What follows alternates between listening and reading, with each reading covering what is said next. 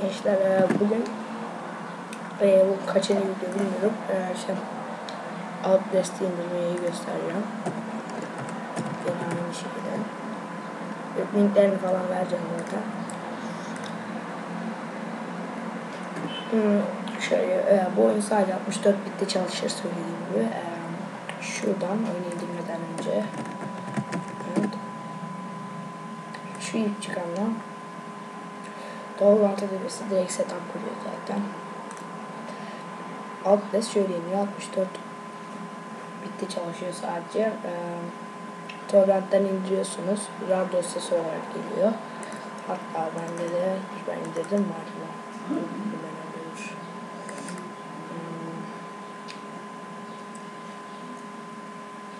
Ya orada bir yerde. Dur.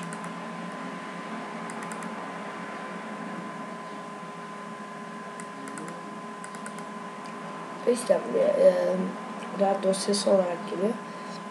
Siz bu RAR dosyasını bu dosyayı çıkarıyorsunuz sihirbazıyla. Yine aynı setup yapıyoruz. Sonra crack dosyasının içinde böyle göstereyim.